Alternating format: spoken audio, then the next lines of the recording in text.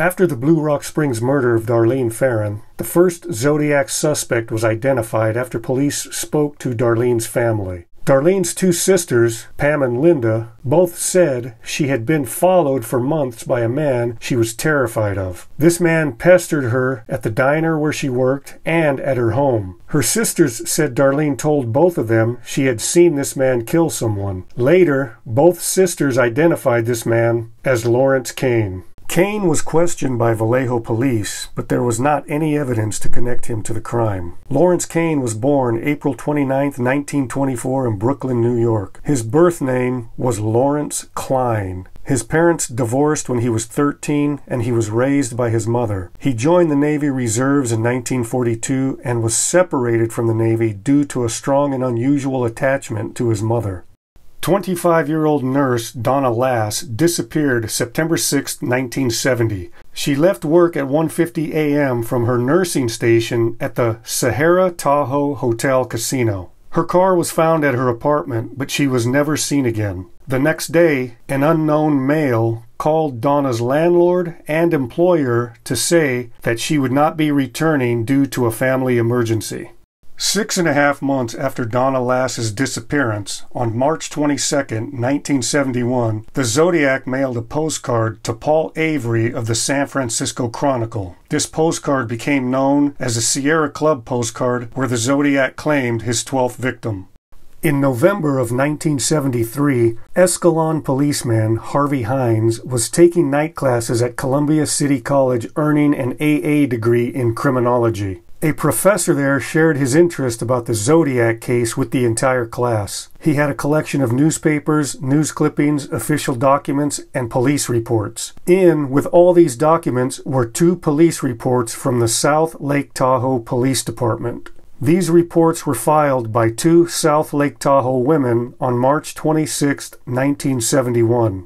They filed these reports 4 days after reading about the Zodiac mailing a postcard to Paul Avery of the San Francisco Chronicle. The first woman, named Mary Hyland, was a local blackjack dealer who met a man at a local International House of Pancakes, an IHOP. This man declared himself an authority on zodiac astrology and offered to write her astrological chart. That same night, he showed up at her house with a finished chart. Mary made sure to have her friend Nancy with her. The man became annoyed at the presence of her friend Nancy, and Mary said the man seemed obsessed with death and murder. He even told Mary, after looking deep in her eyes, that she would, quote, die by water. Her description of the man was that he was about 5'9", around 40 years old, slightly receding hairline, horn-rimmed glasses. He said he sold real estate in Arizona but lived in a studio apartment in State Line, Nevada, and his name was Kent Williams. The second report described an encounter at a Shakey's Pizza Parlor that took place between July and September of 1970. A man with identical features sat next to a woman customer and began talking about zodiac signs. The man said he sold real estate out of state and lived in a nearby studio apartment. He also said he had been watching a woman at work who would be sorry for rejecting him. He said 3 times this woman would be sorry for rejecting him. He said the woman and her current boyfriend did not have compatible zodiac signs, but his sign and the woman's sign were compatible. As a result of these 2 reports, Harvey Hines decided to drive to Tahoe to personally explore Donna Lass's case. He found out Donna worked the night shift as a nurse at Letterman General Hospital in the Presidio. It was a temporary job, so when she heard of the job in Tahoe, she applied and was hired. She moved from San Francisco to Tahoe in June of 1970. So Donna Lass moved from this hospital here, Letterman General Hospital. It used to be this building right here. Let's go down to ground view and check it out real quick.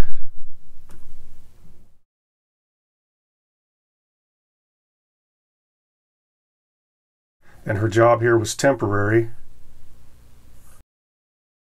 So when she applied at the casino and was hired, she got that job right away, and that location was right over here.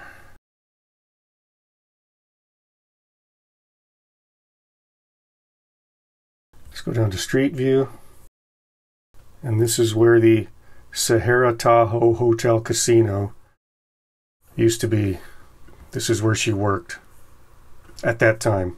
Harvey Hines asked fellow employees if there was someone in Donna's life who showed an interest in her. 3 different women at the hotel, requesting to remain anonymous, all mentioned one person named Larry Kane. They described him as about 40 years old, short, dark hair with a receding hairline at the temples and sort of a pot belly. He was about 5 feet 9 inches tall and weighed about 170 pounds. He dressed conservatively and wore horn-rimmed glasses. He also had an office across the hallway from the nurse's office where Donna worked. From his office, he sold timeshares to condominiums located in Arizona. He also lived in a studio apartment in nearby State Line, Nevada, with his mother. The 3 women described him as strange and creepy. They said he spent a large amount of time at the nurse's station talking to Donna. Each one of these women remember Kane asking Donna out on at least one occasion.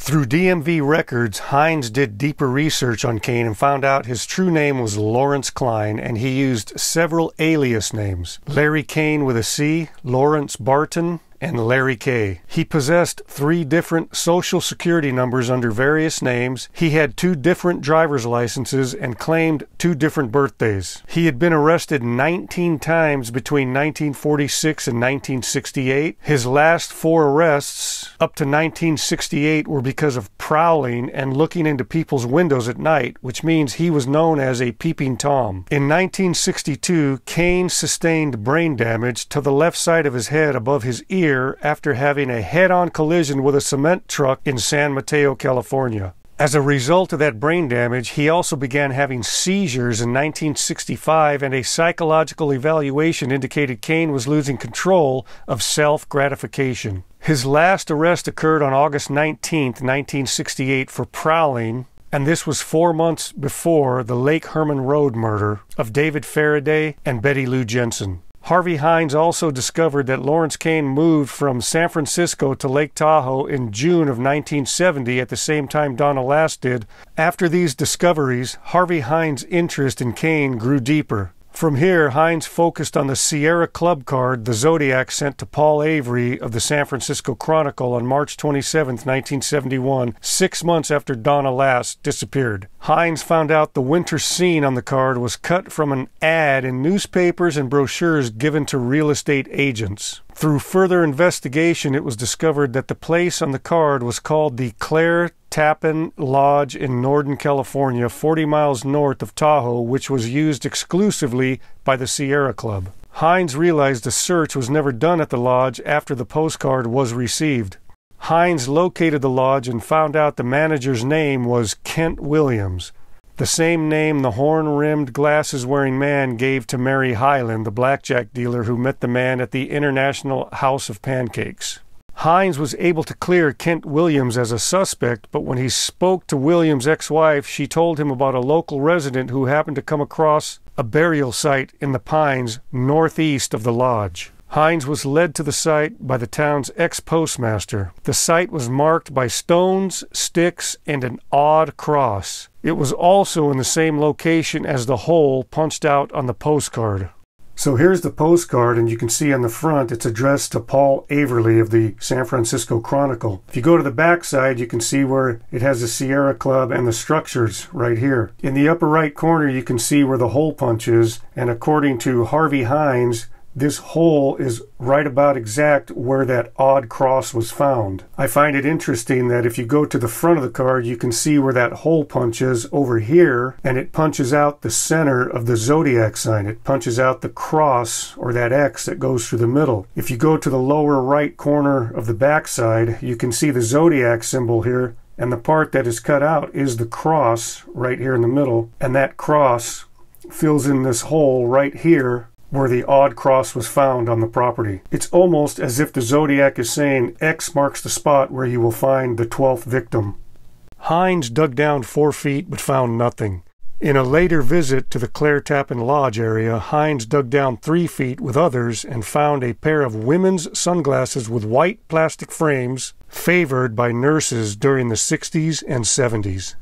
Hines believed Kane was a good candidate for the Zodiac, so he continued to investigate Kane and found out Kane left Lake Tahoe shortly after Donna last disappeared, and he moved to Las Vegas. Hines went to Las Vegas and met with Las Vegas Police Department Detective Fred Anderson. Hines asked Anderson if there has ever been a murder in the area matching the Zodiac's M.O. Anderson shared the kidnapping and murder of 15-year-old Donna Lull that occurred April 27, 1974. The abduction occurred on this remote stretch of road by Red Rock Canyon.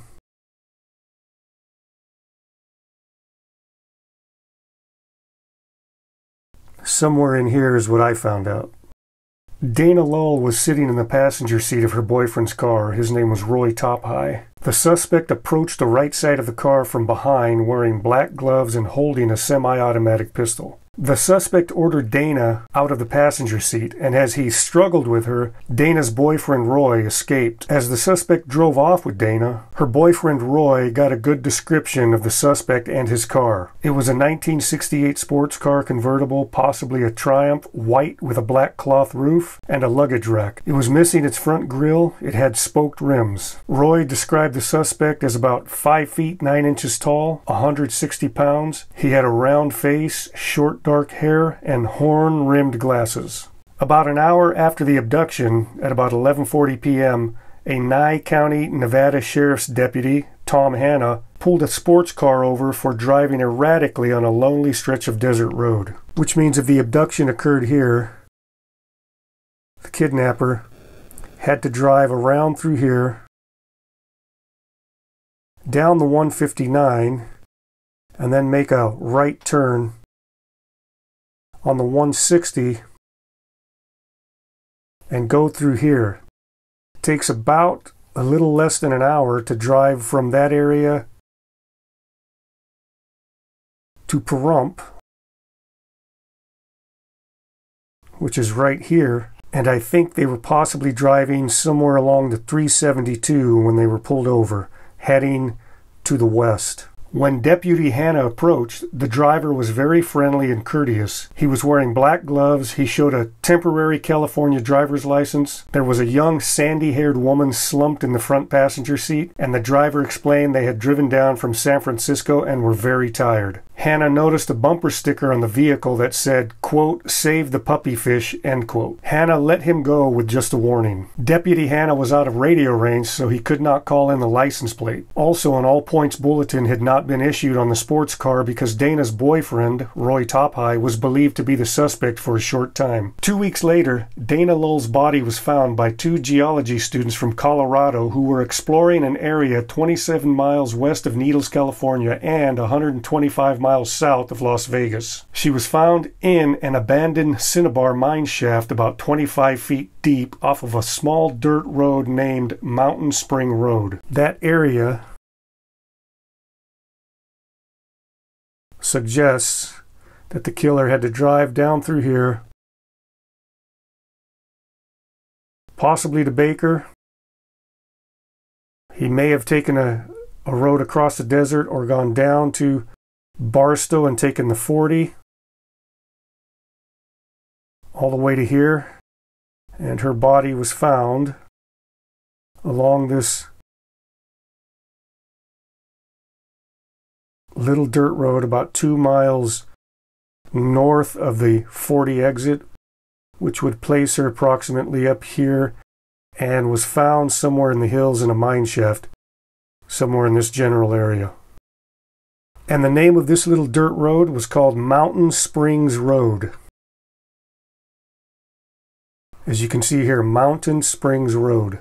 At the time of this kidnapping and murder, Kane lived 5 miles from the abduction point on Spring Mountain Road. It seemed to Hines the Zodiac's killings had to do with water. Lake Herman Road, Blue Rock Springs, Lake Berryessa, the Bay Area, Lake Tahoe, and now Mountain Springs Road. Kane also told blackjack dealer Mary Highlander, after looking in her eyes, that she would, quote, "die by water," end quote. Kane lived in Vegas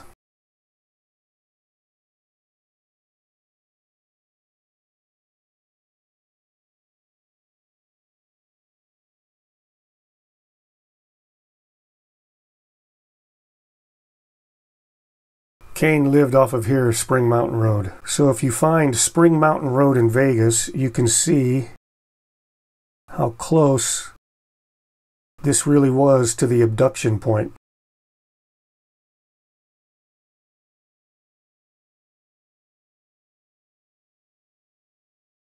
Right in here.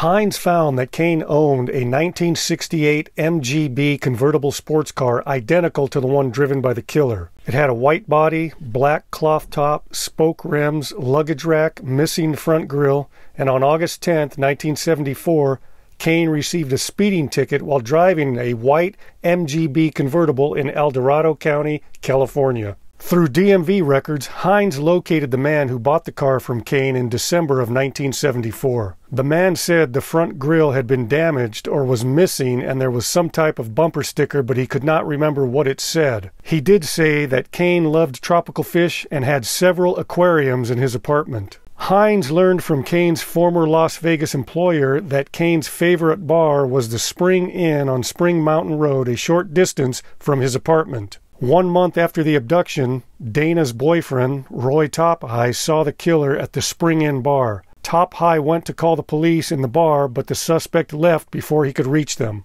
Hines also found out that Kane worked for a real estate company in the mid-60s that held promotional dinners around California. Riverside, California was included in the promotional dinners. Riverside is where 18-year-old Sherry Jo Bates was murdered on Sunday, October 30th, 1966, and in the letter mailed to the Los Angeles Times on March 13th, 1971, the Zodiac claimed responsibility for that murder.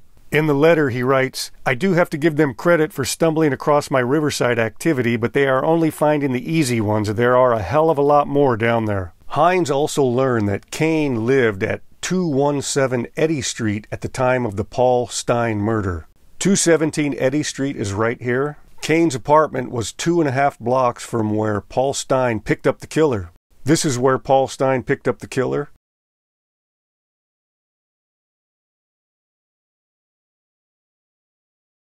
On the corner of Mason Street and Geary Street. Detectives determined the killer made the call for a cab from a public payphone at Union Square. And this location right here is Union Square. On April 20th, 1970, the Zodiac sent this letter to the San Francisco Chronicle. It says, "This is the Zodiac speaking. By the way, have you cracked the last cipher I sent you? My name is..." And he put 13 symbols here. This became known as Z13, or Zodiac 13. Harvey Hines believes these 3 8s, adding up to 24, are symbolic of the year Lawrence Kane was born in 1924. There's an M right here and what appears to be an upside-down Y, which could spell my. Harvey Hines believes it's the Taurus zodiac sign, which is the zodiac sign of Lawrence Kane. The letters NAM stand for name, so he believes it's my name. And over here you have letters mixed up, but if you unmix these letters, they spell Kane. You have K-A-N-E, Kane, and the Zodiac symbol. So Harvey Hines believes that Lawrence Kane is the Zodiac and that he put his name here, my name, Kane, Zodiac, 888, born 1924. Harvey Hines began to focus on the Darlene Ferrin case because it was said that Darlene probably knew her killer. Darlene's sisters said the man that had been following her visited Darlene during a party at her house. The 2 sisters saw the man sitting on the couch looking out of place among the younger hippie friends of Darlene.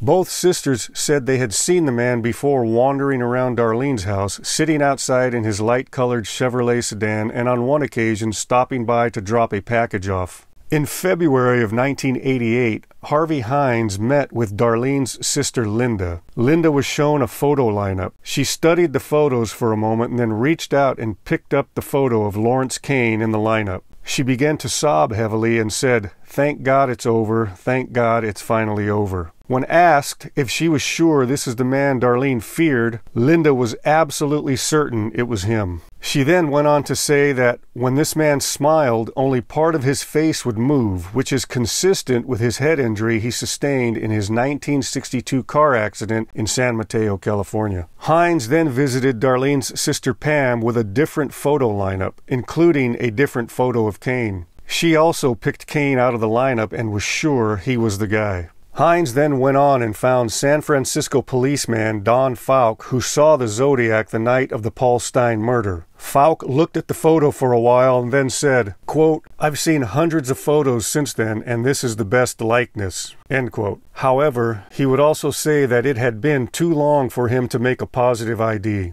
Hines then went to Kathleen Johns. She was the woman who went on a ride with a man who sabotaged her car, then acted as if he would help her with the problem. Instead, he took her and her daughter on a 2-hour ride before she escaped, and she had the best visual of this man. The Zodiac claimed responsibility for this incident in a letter sent to the San Francisco Chronicle on July 24, 1970. Hines presented 3 rows of pictures, 1 row at a time, to Kathleen. Each row had 6 photos. Kane's photo was the last one in the 3rd row. He was shown without glasses, while others in the lineup had horn-rimmed glasses. Kathleen carefully studied the last row, then placed her finger on the photo of Lawrence Kane. She said, "It's him, but I thought he was younger than this." She was absolutely certain it was him. Also, at a later time, Nye County Sheriff's Deputy Tom Hanna, after seeing a photo lineup, picked out Lawrence Kane as the man he pulled over the night of the Dana Lull abduction. He said, quote, "I have no doubt this is the man I stopped. It's his eyes and eyebrows. I could never forget them. I'd stake my life on the fact that he's the guy," end quote. Dana Lull's boyfriend, Roy Tappaan, also picked Lawrence Kane out of a photo lineup as the man who abducted Dana and the same man he saw at the Spring Inn bar about a month later. Lake Berryessa survivor Brian Hartnell, when he learned that Lawrence Kane had a brain injury, he said it made sense because the suspect had a very slight stutter that was in line with a head injury. Hartnell also heard 3 recordings of different male voices over the telephone. He said, quote, "The 3rd voice, his speech pattern is certainly consistent with the voice I heard, although it's been too long to be certain," end quote. That 3rd voice was Lawrence Kane's. On August 5, 1986, 2 PG&E employees found a skull in a drainage ditch where the 80 freeway and Highway 20 meet, right here in this area. It is 15 miles west of Clare Tappaan Lodge. The skull was known to be that of a white female, age 17 to 27, and it was labeled as Jane Doe. 6 months ago from the time of this recording, in December of 2023, DNA confirmed it was the skull of Donna Lass.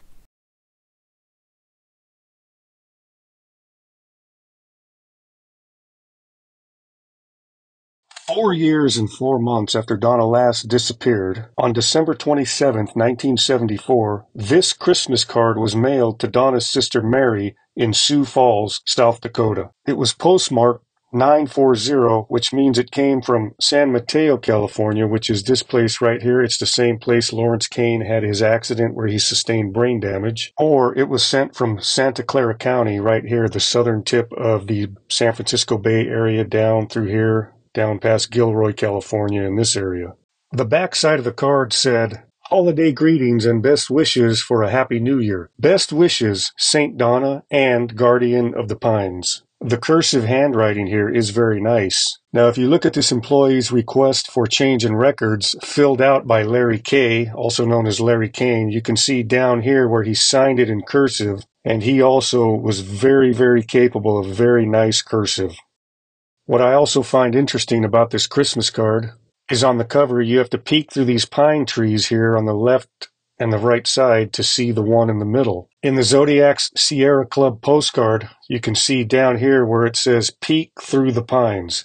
Is that coincidence or intentional? He also has on here down at the bottom, pass Lake Tahoe areas, which is where they found Donna Lass's skull. Harvey Hines shared his findings with various law enforcement agencies, and none of them were interested. Some had their own theories, some had their own suspects, some did not have enough resources or manpower, and some were just lazy. 15-year-old Dana Lull's body was found in San Bernardino County, in this area here.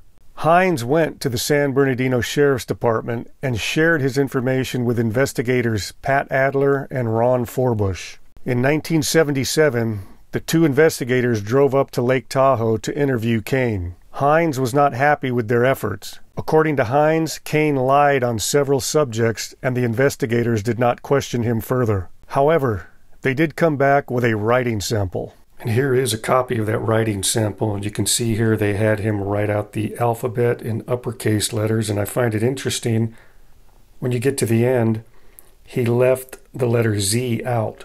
Now, is that intentional or coincidental? Lowercase, you look here, he mixed up the D with the B, so you have A, D, C, B, E, F, all the way down, and it's supposed to be lowercase, but you can see there's uppercase letters here. And when you get to the Z, he wrote that Z in cursive. So once again, is that coincidence or intentional? It's almost as if it's the Zodiac trying to play games with law enforcement, but that cannot be confirmed. They had him write his name, Larry Kane, and at this time he was spelling his name with the C instead of the K. His address, 408 McFaul. And if you remember, the first cipher that was sent to the newspapers came in 3 parts, and there were 408 characters to it. It became known as the 408 cipher. His address was 408. Once again, coincidence or intentional? Then he wrote, "This is the Zodiac speaking, like I have always said." Now, when the police got there, when the detectives got there, they said they were interviewing him with regards to Dana Lull. He wasn't supposed to know it was Zodiac. But there's something that I've noticed consistently in Larry Kane's writing, is that his S's look like a backwards question mark, except for the S here on his mother's name. At the same time, he has shown he can have different writing, as I showed earlier with his very, very nice cursive writing. Now here's another example of Larry Kane's writing, and as I was pointing out the S's, you can go through and find S's like the S in mistake here. Looks like a backwards question mark. The end of his looks like a backwards question mark. Stick looks like a backwards question mark. It's very consistent all the way through. Every S has a very unique look to it. Down here on sunset, sunset, the S's have that backwards question mark look to them. Sagittarian right here. Here's another page of that same example. Up at the top, this, the S has that same look to it, and it's consistent throughout its writing. So Larry Kane would write in capital letters or uppercase letters consistently, and if he is or was the Zodiac, he definitely has the ability to change his writing, therefore throwing the police or detectives off his trail. There's something I noticed while I was doing research. This letter sent by the Zodiac, or this is a copy of the letter sent by the Zodiac on June 26, 1970. And in here he is claiming his 12th victim, and he says here, "I shot a man sitting in a parked car with the .38, and he put number 12 on there." Keep in mind, this is June 26, 1970. A month later, on July 26, 1970, he claims number 13. 3 months later, he mailed in October 27th, 1970, he mailed in this Halloween one where you can see here he claims number 14. About 4.5 to 5 months later, he sent this letter in on March 13th, 1971 and claims number 17. Now, 9 days after he mailed this letter in, the Sierra Club card showed up, where he sought victim 12, or is claiming victim 12, which was Donna Lass. She disappeared September 6th, 1970. So 9 months after